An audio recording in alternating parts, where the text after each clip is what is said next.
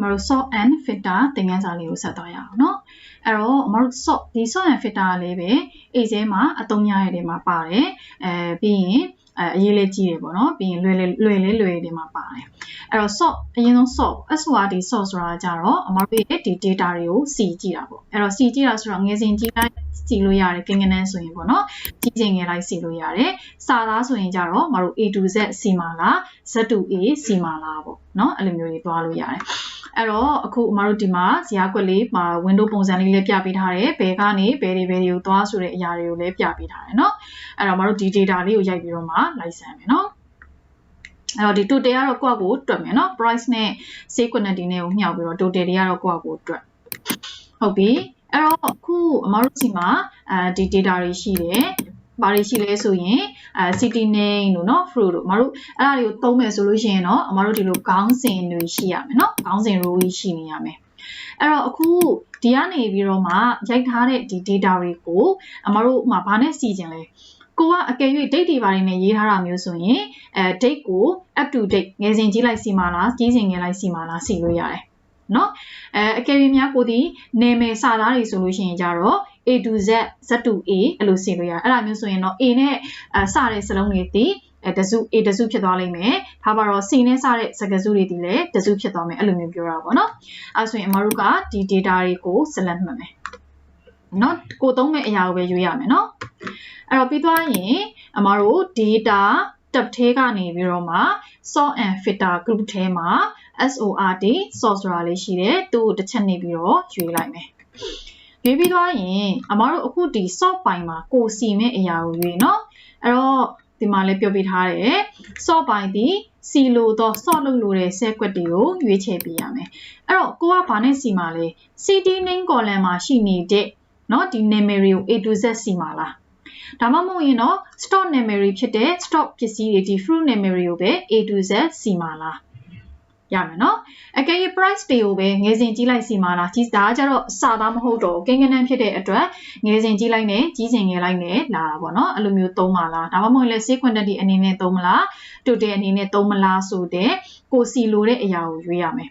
အဲ့တော့လောလောဆယ်အမ city name နဲ့အရင်စီကြည့်တာပေါ့နော်စီကြည့်မယ်အဲ့တော့ sort ပိုင်းကိုတစ်ချက်ကလစ်ပြီးတော့မှအမတို့ရဲ့ column name ကိုရွေးမယ်ကိုစီလိုတဲ့ column name ကိုရွေးမယ်နော်အဲ့တော့အမတို့ city name နဲ့ရွေးမှာဖြစ်တဲ့အတွက် city name ကိုရွေးမယ်နော်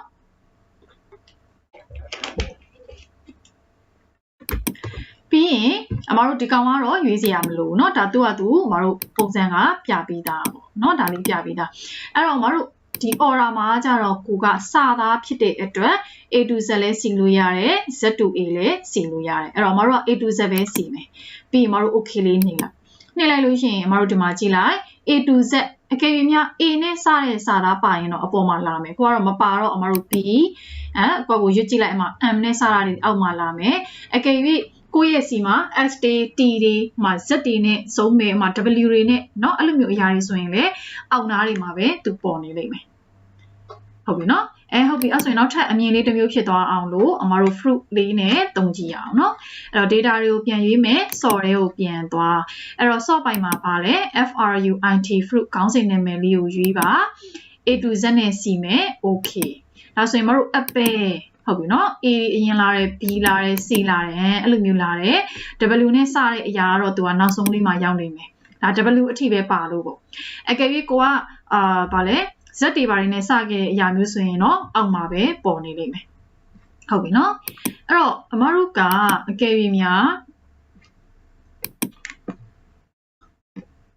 နိုင်เนาะအမတို့နောက်တစ်ခုလေးနဲ့ပြရအောင်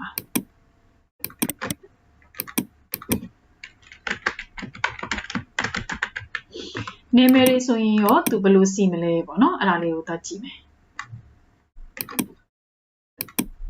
အလွတ်ကြီးမှာတော့သုံးလို့မရအောင်เนาะဒီခေါင်းစဉ်လေးကိုခေါင်းစဉ်နဲ့တူအောင်လေးပြင်ပေးရမယ်အဲ့ဒါမှသူသုံးလို့ရမယ်အဲ့တော့အမတို့အပြင်ဒီမှာဆိုရင်လည်းပဲဥပမာနာမည်ပေါ့เนาะနာမည်ဆိုရင်ဥပမာထားပါတော့ဦးဘသူပေါ့ဦးစော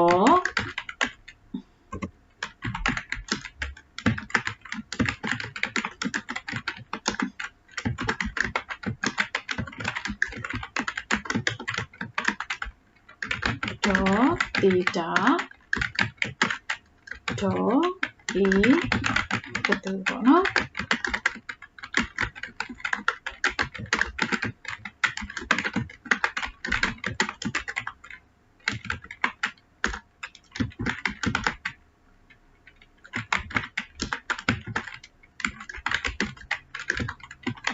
ဟုတ်ပြီ memory ဆိုရင်အမတို့ကအရှိမကိုတွေမတွေဒေါ်တွေဦးတွေနဲ့အဲ့လိုမျိုးတွေလာကြတယ်အဲ့တော့သူဘယ်လိုစီသွားမလဲကြည့်ရအောင်နော်အဲ့တော့မတို့အပြင်မှာဆိုရင်လည်းဖုန်း content တွေဆိုရင်တတိထားကြည့်လိုက်ပေါ့ဖုန်း content တွေဘာတွေမှာဆိုရင်ကဲကိုဒီ English လိုမျိုးမှတ်ထားခဲ့တယ်ဆိုလို့ရှိရင်အမတို့ A နဲ့စခဲ့တယ်ဆိုရင်သိကြတယ်လေ content ရဲ့ထိပ်ဆုံးမှာရှိနေလိမ့်မယ်ဟုတ်တယ်နော်အကယ်၍များအမတို့က Z T S T T နဲ့စရဲဆိုရင် content ရဲ့အောက်မှာရှိမယ်သူက A to Z C ရေပေါ့အဲ့တပုံမျိုးပေါ့အဲ့ဆိုရင်တို့ရောဘယ်လိုစီမလဲကြည့်ရအောင်အမတို့ဒီ name တွေအားလုံးကိုရွေးလိုက်မယ်တေချာတာတော့ name ရဲ့အရှိမမတွေကိုတွေဦးတွေဒေါ်တွေပါတယ်ဒါဆိုရင်သူဘယ်လိုစီသွားမလဲပေါ့နော်အဲ့တော့မတို့ခုနကတော့က data တွေက software ကို software ကိုတွားလိုက်မယ်နော်ဒီကောင်လေးကိုတွားပြီးရင်အခုခေါင်းစဉ်ကိုရွေးနော်ခေါင်းစဉ်ကိုမရွေးလို့ရှိရင်အမတို့သုံးလို့မရအောင်အဲ့တော့ဒီမှာ staff name ကိုရွေးတယ်ပြီးရင်မတို့ A to Z ပဲဆိုတော့ okay နှိပ်လိုက်တော့ဘာရှိလဲမတို့နာမည်ရဲ့ထိပ်မှာဘာရှိပါလဲဦးရဲ့ကိုရဲ့ရှိမယ်ပြီးရင်မိန်းကလေးဆိုရင်ဒေါ်ရဲ့မရဲ့ရှိမယ်အဲ့ဒီမှာ A to Z အစီမယ်ဆိုရင်ဘာအရင်လာမှာလဲ A B C D အရင်လာမှာမှတ်လားအဲ့တော့ကြောင့်မို့လို့ဒီထိပ်ဆုံးမှာရောက်သွားတယ်ဟုတ်တယ်နော် K လာမယ်ပြီးရင်အမတို့သူဒီ M ဒေါ်တွေကိုတွေကိုအရင်စီပြီးသွားရင်မအရင်လာပြီ U ဒီအောက်ဆုံးမှာလာမှာအဲ့ဒါမှသူ့ရဲ့ဒုတိယကတ်တဲ့စလုံးဒီ A နဲ့စရင်အရင်လာမယ် B နဲ့စရင်ဒုတိယလာမယ်သူအဲ့လိုသွားတာအဲ့တော့ကြည့်ရအောင်နော်ဒီမှာဆိုရင်ဒေါ်တွေတစုကိုအရင်ကြည့်လိုက်ဒေါ်လာမယ်ပြီးရင် A B C D E F G H I J K အရင်လာတယ် M အရင်လာမယ် U အရင်လာမယ်အဲ့လိုမျိုးနော်ပြီးတော့မှဘာဖြစ်သွားအောင်သူ့ရဲ့ဒုတိယစလုံးကိုကြည့်လိုက် A အဲ့လိုလာတယ်တွေ့လား A C သွားတယ် K စီသွားတယ် T စီသွားတယ်ပြီးရင် W စီသွားတယ်တွေ့လား Z နဲ့စတဲ့အရာဒီအောက်ဆုံးမှာလာတယ်ပေါ့ဒီတစုရဲ့အောက်ဆုံးမှာလာတယ်ပေါ့နော် K ဆိုရင်လည်းအဲ့လိုမျိုးပဲ K M N T Y အောက်ဆုံးမှာလာတယ်မနဲ့စတဲ့ဟာစီပြီးအမှလာပြီး N T Y U Z အောက်ဆုံးမှာလာတယ် U တစုဒီအောက်ဆုံးမှာ U တစုမှာဆိုရင်လည်းအဲ့လိုပဲ A နဲ့စတဲ့ဟာ U တစုရဲ့အပေါ်မှာလာပြီးတော့မှ Z ဒီအောက်ဆုံးမှာလာတယ်ပေါ့ဒါဆိုရင်ရမလားရမယ်နော်လွယ်လေးအဲ့တော့ဒီ soft and filter လေးကကြတော့လွယ်ထဲမှာလည်းပါတယ်နော်အသုံးရတဲ့ထဲမှာလည်းပါတယ်ရမယ်နော်ဟုတ်ပြီအဲ့တော့နောက်တစ်ခုဒီအမတို့ filter ပေါ့အဲ့တော့ filter လေးကကြတော့နော်အဲ့တော့ filter ကနော် filter ဒီအမတို့စစ်ထုတ်ပြီးတော့မှကိုလိုချင်တဲ့ data ကိုပဲသူကကြည့်တာပေါ့နော်အဲ့တော့ filter ဒီ data တွေကိုစစ်ထုတ်ဖို့အတွက်အသုံးပြုတယ်သူဒီအမတို့သတ်မှတ်ထားတဲ့ condition အရာပေါ့နော်အမတို့ data တွေကိုပြပေးမယ်လွယ်လေးနော်အရင်လွယ်တယ်အသုံးလည်းအရင်များတယ်နော်အဲ့တော့အခုအမတို့ရဲ့ဒီ data တွေမှာထားပါတော့ city name တွေရှိမယ် flow တွေရှိမယ်ပေါ့နော် price ကတော့အမတို့ price တို့ quantity တို့လို total တို့လိုမျိုးနေရတော့စစ်ထုတ်တာရှားပါတယ်ဒါကတော့လုပ်ငန်းရဲ့ nature အရာပေါ့နော်သုံးရင်လည်းသုံးရမယ်ပေါ့အဲ့တော့အကယ်၍ကိုဒီဥမာ city name ထဲမှာကိုဘာကိုသိချင်လဲဆိုတော့ဟုတ်ပြီထားပါတော့မန္တလေးနဲ့ပတ်သက်ပြီးတော့မှမန္တလေးမှာရှိနေတဲ့ data တစုကိုပဲအဲ့ဒီဥစ္စာတီးတန့်ကိုပဲကိုကြည့်ကျင်တယ်ပေါ့နော်ဥပမာကိုဒီရန်ကုန်နဲ့ပတ်သက်တဲ့ data တစုတီးတန့်ကိုပဲကိုသိကျင်တယ်ဥပမာမြေကြီးနားနဲ့သက်ဆိုင်တဲ့အရာကိုပဲသိကျင်တယ်အဲ့တပုံမျိုးပေါ့နော်အဲ့ဆိုရင်အဲ့လိုပဲအမတို့ဒီခေါင်းစဉ် column လေးကိုသူကရွေးလိုက်ပေါ့ရွေးပြီးသွားရင် sort ရဲ့ပြီးနားမှာ filter မတို့ရေစစ်ပုံစံလေးရှိတယ်နော်အဲ့တော့ရေစစ်ပုံစံလေးကိုရွေးမယ်ရွေးလိုက်တဲ့အခါမှာအမတို့ရဲ့ခေါင်းစဉ်လေးတွေရဲ့ဘေးနားတောင်လေးမှာဒီလိုမြားပုံစံလေးတွေတွေ့လိမ့်မယ်တေချာလေးလိုက်ကြည့်မယ်နော်တေချာလေးလိုက်ကြည့်မယ်သင်ခန်းစာတွေကတဖြည်းဖြည်းနဲ့များလာပြီဆိုတော့နော်ဟုတ်ပြီနော်အဲ့တော့အခုအမတို့က city name နဲ့အရင်စမ်းကြည့်မယ်အဲ့တော့ city name လေးကိုတစ်ချက်လောက်နှိပ်လိုက်ပေါ့နှိပ်လိုက်တော့ဒီမှာဆိုရင်အမတို့ select all ဖြစ်နေတယ်ဆိုတာကအမတို့ရဲ့ data တွေဒီဘာမှမလုပ်ရသေးဘူးအခုမှကိုက filter ကိုစသုံးမှဖြစ်တဲ့အတွက် data တွေအားလုံးရှိနေတယ်အဲ့တော့ select all လေးကိုဖြုတ်လိုက်မယ်အမအကုန်လုံးကိုမကြည့်ချင်ဘူးထားပါတော့အမရန်ကုန်နဲ့ပတ်သက်ပြီးတော့ပဲကြည့်ချင်တော့လိုက်ရှာဒီမှာရန်ကုန်ကိုတွေ့ရင်တစ်ချက်ကလေး အကယ်၍များပေါ့နော်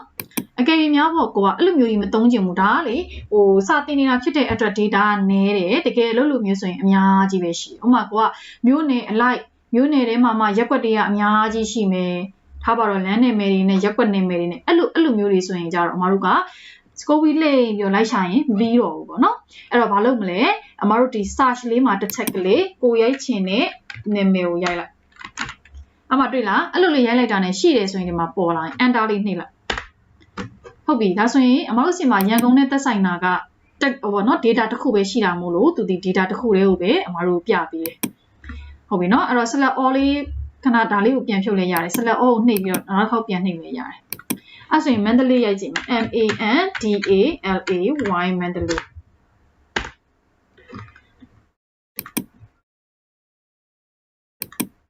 sorry เนาะဒီမှာမှားနေတာမှစလုံးပေါင်းမှားနေလို့เนาะမှန်အောင်လို့ရိုက်လိုက်เนาะ LAY ကျန်ခဲ့တယ် A ကျန်ခဲ့တယ်အဲ့ဆိုရင် Mandalay နဲ့ပတ်သက်တဲ့ data ဒီမှာ3ချောင်းရှိတယ်ဟုတ်ပြီအဲ့ဆိုရင်ရမလားဟုတ်ပြီเนาะအဲ့တော့ select all လေးကိုပြန်တက်မယ် okay လေးပြန်နေဒါဆိုရင် data အားလုံးပြန်ပေါ်လာလိမ့်မယ်เนาะအဲ့တော့မှ fruit လေးနဲ့စမ်းကြည့်ရအောင်တစ်ချက်နှိပ်မယ်ပြီးရင် select all လေးကိုဖြုတ်ပြီးတော့မှ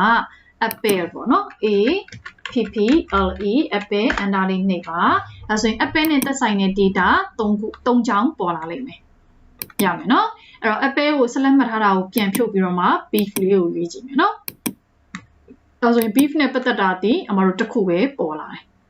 ဟုတ်ပြီအဲ့ဒါဆိုရင်ရမလားရမယ်เนาะအဲ့တော့ sort and filter ဒီအရင်လွယ်ပါတယ်เนาะလွယ်တဲ့အသုံးများတဲ့နေရာမှာလည်းပါတယ်အဲ့တော့ sort လေးကိုလည်းကိုယ့်အကိုစမ်းမယ်အဲ့တော့မောင်တို့ကလေဒီ filter သုံးထားတာကိုပြန်ဖြုတ်ချင်နေဆိုရင်တော့ဒါကို select မှတ်ပြီးတော့ filter လေးပေါ်ကိုပြန်နှိပ်လိုက်ရင်အဲ့ဒီအမြားလေးတွေပြန်ပြောက်သွားလိမ့်မယ်เนาะအဲ့တော့မတို့ sort ပြီးရင် filter အခုမတို့အပေါ်မှာလဲ sort နဲ့ပတ်သက်တဲ့ဒီဥစ္စာလေးကိုစမ်းကြည့်ပါဘာနဲ့စီမှာလဲ city name နဲ့စီမလားเนาะဒီ fruit လေးနဲ့စီမလားစီကြည့်ပါစီကြည့်ပြီးတော့မှဒီမှာအဖြေလေးထွက်ထားလိုက်ပါเนาะtotal လေးတွေလည်းကိုတွက်ဒီမှာလည်းကိုနှစ်သက်ရနီးလန်းနဲ့စီထားလိုက်မယ်เนาะပြီးရင်မတို့ filter လေးရလည်းပဲဒီ data လေးတွေကိုရိုက်ပါအဲ့တော့ဒီမှာ date ပုံစံလေးတွေလည်းပါလာမယ်ဒါတွေရိုက်မယ်เนาะမတို့အမောင်လေးကတော့ကိုတွက်မယ် price နဲ့ quantity နဲ့ကိုမြှောက်ရင်အဖြေထွက်လာမယ်အဲ့တော့ तू ကအောက်ပါ data တွေရနေပြီးတော့ monthly data ကိုစစ်ထုတ်ကြည့်ခြင်းနဲ့အဲ့ဒါလေးကဒီမှာပေါ့ဟုတ်ပြီเนาะအဲ့တော့ဒီမှာတော့ filter 3လက်စဖြစ်နေ monthly data လို့ပြောတဲ့အတွက်ပါလဲ department နဲ့ကနေ select all လေးကိုဖြုတ်ပြီးတော့ monthly ကိုရွေးပြီးတော့ okay နေကြည့်လိုက်အဲ့ဆိုရင် monthly နဲ့သက်ဆိုင်တဲ့ data ပဲဖော်ပြပေးမှာရမလားဟုတ်ပြီเนาะအဲ့တော့ပြန်စမ်းကြည့်ပါမရလို့ရှိရင်မေးမယ်ဟုတ်ပြီเนาะ